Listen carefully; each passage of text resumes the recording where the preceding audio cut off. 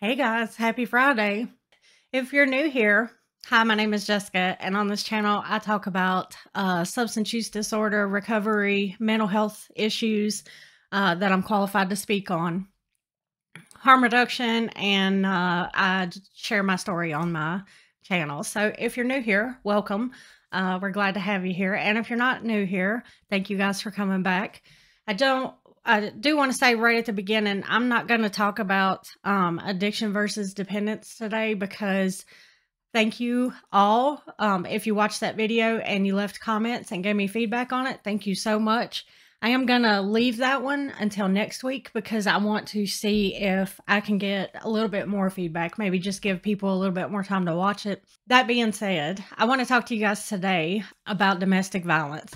And, you know, if this is going to be a trigger for anybody, please click off of this video, come back and watch my next one or watch one of my old ones if you want to. I'm not going to be going into like graphic detail or anything, but I am going to be sharing part of my story. And I know that there are times when that can be triggering for people. So I completely understand if you guys need to click off. I do just want to let you know going in that that's what I'm going to be talking about today.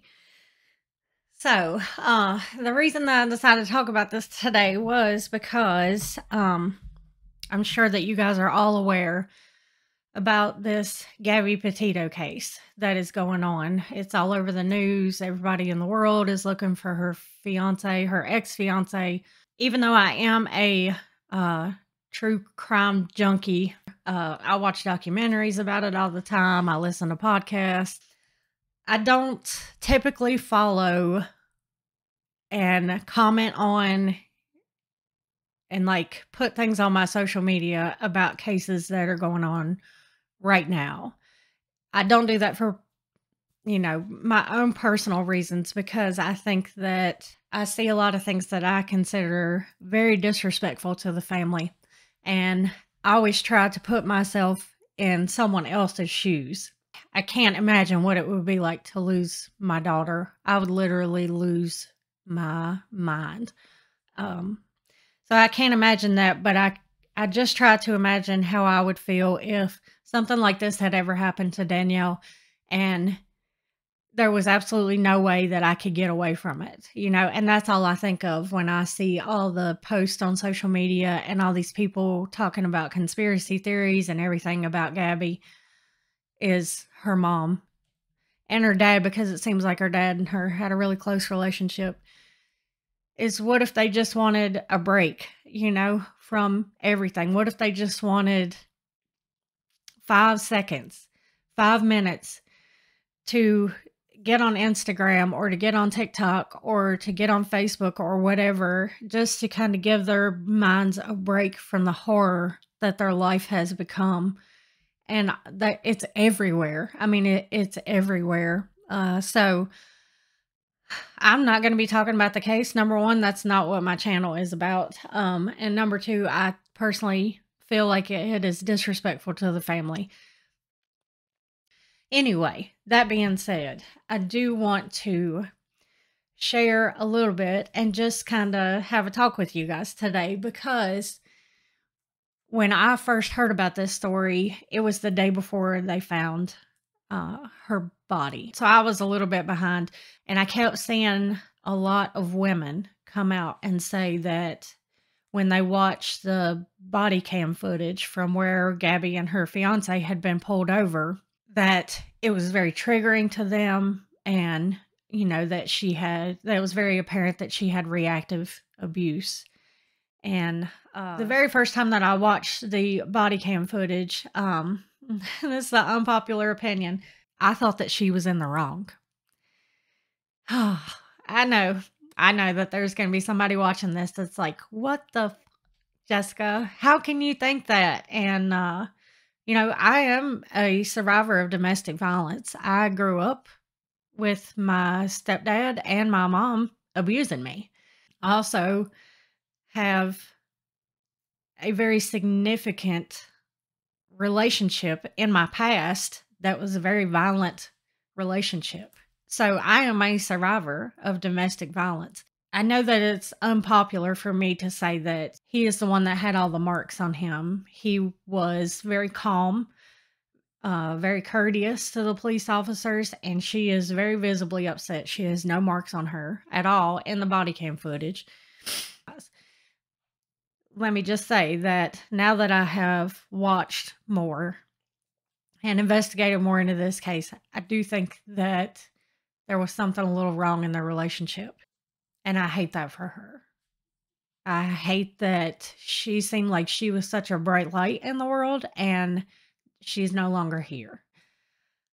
There are so many women in this world right now that are in that same position, in the position that we are assuming that Gabby was in. I can tell you now that there were a lot of people that were in my life when I was with Bob that had no idea the relationship was as violent as what it was. People that were close to us knew that, definitely, because they could see the bruises, they could hear the way that he spoke to me.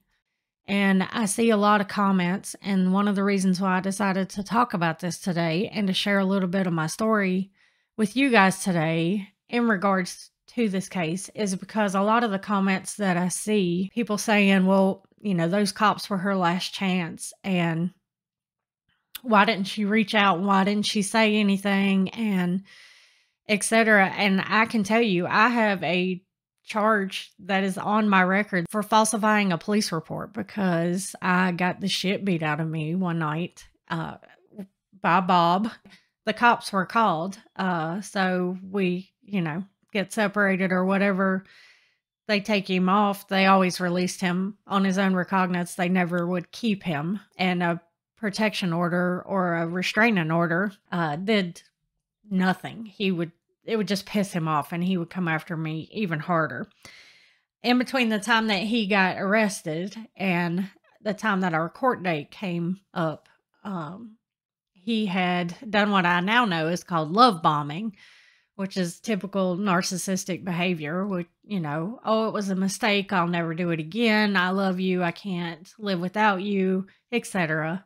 So I took him back. So by the time we go to court, we're back together. So we go to court, and when I tried to drop the charges, the Commonwealth attorney told me, if you don't follow through,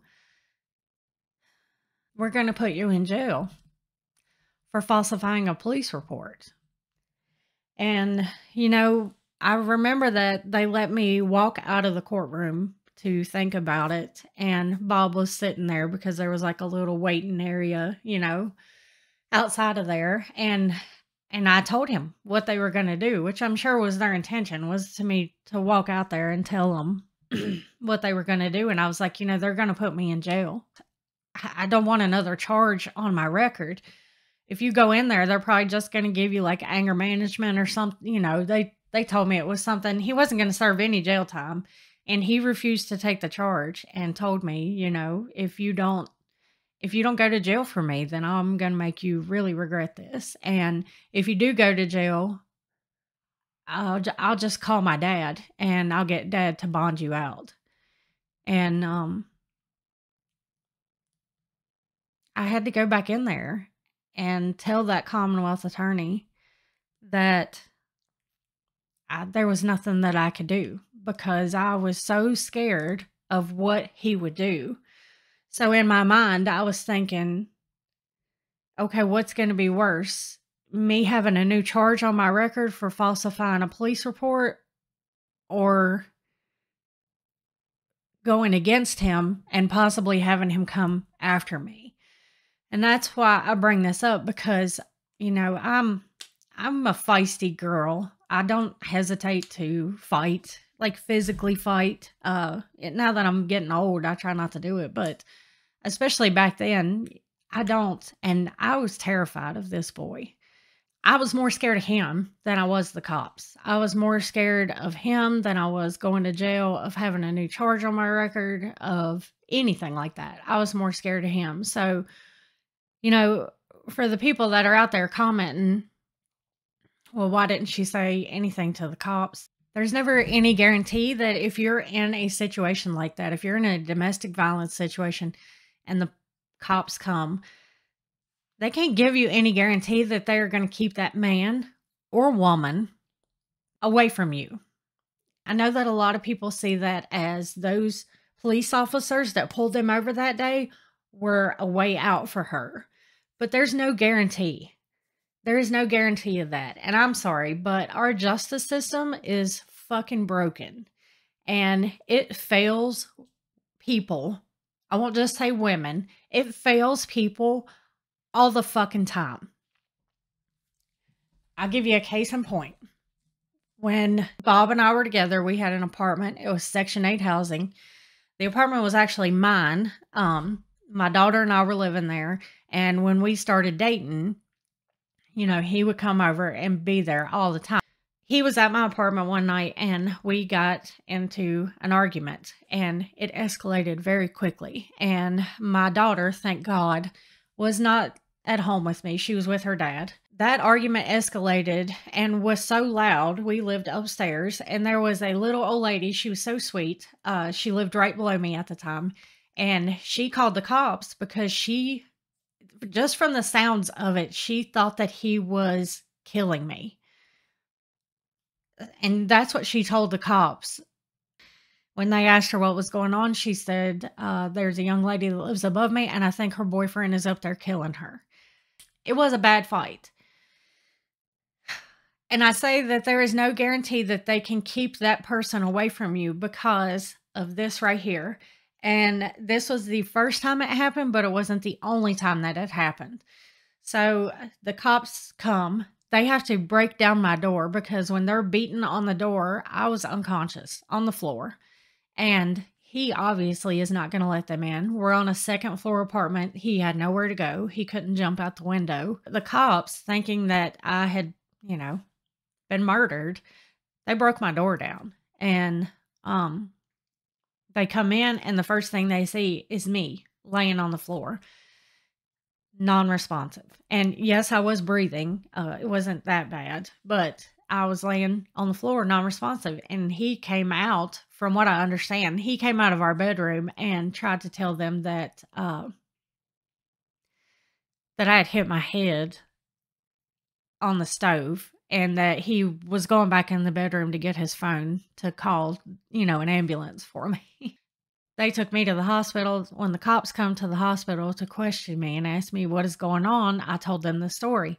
So they gave me an emergency protective order, which means that he can't, you know, be within 500, I think it's 500 yards of me or whatever. And that was good up until our court date.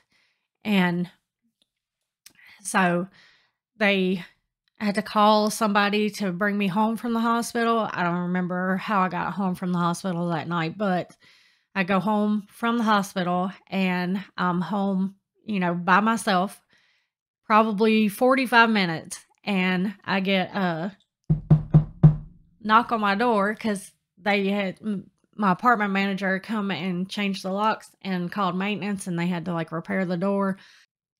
And it's Bob. The cops literally took him from that address where they found me laying unconscious on the floor. And they took him to the police department, the magistrate, and then they released him on his own recognizance, which, you know, I knew was going to happen, even though he has multiple domestic violence charges, allegations, whatever you want to say, against him. I knew that was going to happen. That was one of the things that I do remember telling the police officer and the domestic violence advocate that came to the hospital that I was scared of. That, you know, he was going to come back that night. And they assured me, oh no, you have this protective order. So anyway, a cop comes outside and Bob is standing on the sidewalk and he's like, oh, hey, Mr. Police Officer, I just got released on my own recognizance. I don't know if he told him what he was there for or not. I don't know. They brought him back to my apartment because he asked them to. I'm not saying that Gabby Petito has ever had an experience like that. I'm saying, as a general rule, In my experience, my personal experience, and in the multitudes of other women that I have talked to that have experienced domestic violence from their significant others, cops let us down a lot. And most narcissists will spin things and turn things around if you talk to them after whatever incident is and make you question your sanity and make you think, oh crap, well, that was my fault. If I wouldn't have done that, that we would have never gotten that argument. That is my fault. So that's what I'm saying. You guys are all like, oh, why didn't she? Why don't women tell the cops? Why don't they tell someone? I just want to kind of give you guys a glimpse inside because it's such a mind fuck. Number one, to have someone that you love, your feelings for them are genuine. Their feelings for you are not. But it's so hard for your brain to comprehend that. And then they're so good at lying and manipulating that even if they beat the crap out of you the night before, the next day they can have you thinking that it's all your fault. And that if you would have just shut your mouth, or if you would have just cleaned that bathroom right, or if you would have just made dinner and kept it warm without burning it, I wouldn't have had to come home and beat your ass. And that's what narcissists do. And I'm not saying that's just men. I'm saying narcissistic people, manipulative people, things like that leave a scar on you.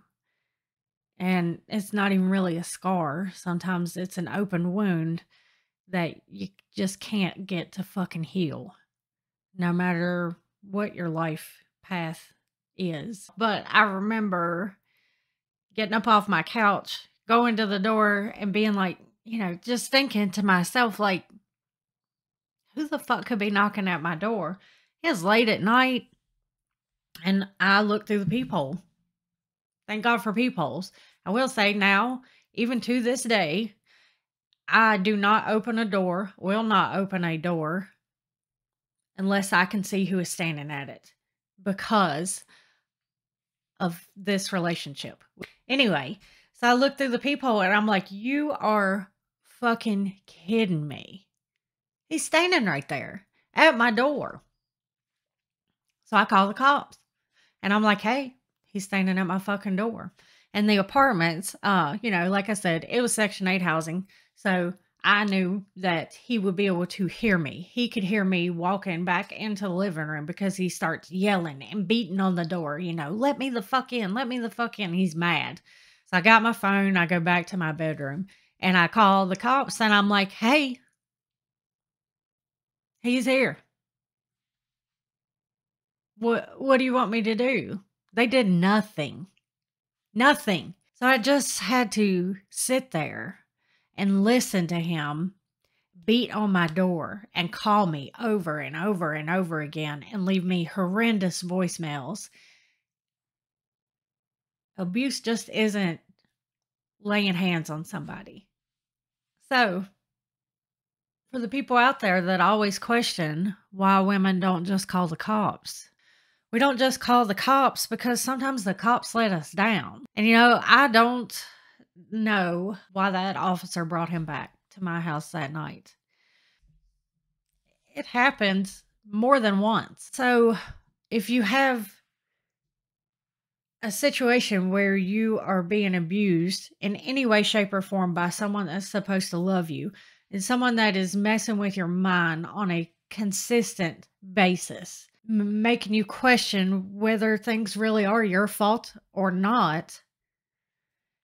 And then you call people that all your life you've been told that you can trust, and that if you're ever in trouble, you can call these people and they will come and help you.